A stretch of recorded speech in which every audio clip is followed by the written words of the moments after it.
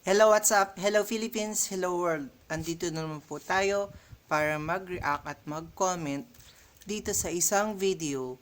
Tungkol pa rin ito, guys, dito kay mahal nating Pastor Apollo Kibuloy. At ito naman is about sa mga milagrong ginawa niya. So, pakinggan po natin.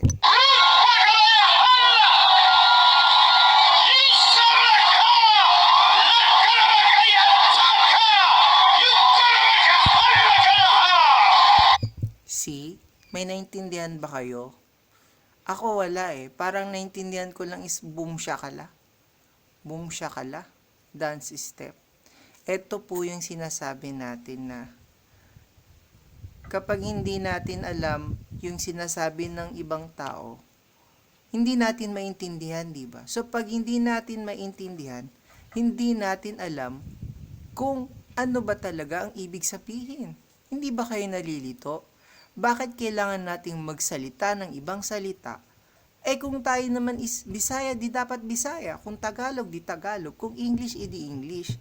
Bakit kailangan natin magsalita ng mga salita na hindi naman naiintindihan ng tao para saan? Sino kinakausap mo? Kinakausap ba nitong si mahal niyong pastor, si Kristo? Hindi rin natin alam. Baka demonyo kinakausap nito, di ba? So, wala tayong idea kung anong nangyayari.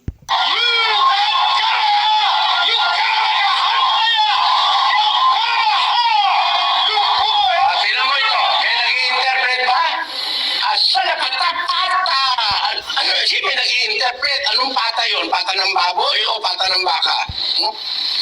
May nag-i-interpret ba? Sinabi ng unang Korinto. Gayon din naman kayo, kung hindi ipinangungusap ninyo ng dila, ang See, 'di ba?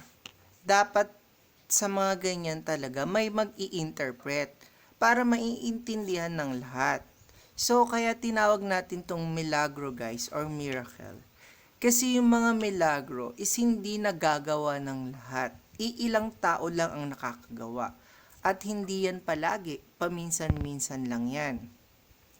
Hindi naman baliw si Pastor Apollo Kibuloy, diba? So, ibig sabihin, milagro nga ang ginagawa niya.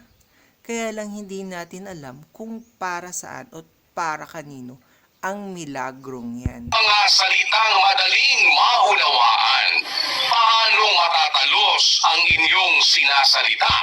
Sapagkat sa hangin kayo Yan, di ba? Kahit salita ka ng salita, kung wala naman nakakaintindi sa'yo, wala ring silbi. Di ba? Kahit turo ka ng turo, kung hindi mo ini-explain sa mga bata kung anong sinasabi mo at hindi nila intindihan, walang tatanim sa utak nila. Ewan ko nga ba bakit ang daming uto-utong naniniwala sa'yo. O ngayon, explain nyo nga sa akin kung anong ginagawa ng pastor nyo. Ano mga sinabi niya? Naniniwala kayo? Di ba dapat pag naniniwala kayo, alam nyo kung ano yung pinaniniwalaan nyo? So ngayon ang tanong ko, alam nyo ba yung pinaniniwalaan nyo na ginagawa niya? isipagsalita. Kaya magsasalita ka sa hangin, walang makakaintindi, walang mag-i-interpret. Eh parang nagsasalita sa hangin, eh no, kamukha mo noon. O see? Kaya yan yung sinasabi natin. So, ito po yung milagrong ginawa ni Apollo Kibuloy. Namnamin po natin kasi makakatulong po yan sa atin ng malaki. So, ang sa akin lang, I have nothing against with these people eh. And like ko sinasabi, I'm against with what they are doing. Kasi, ang liwaliwanag na malaking panloloko ang ginagawa nitong si Kibuloy sa mga tao. Pero bakit ang dami nagpapauto? Anong nangyari?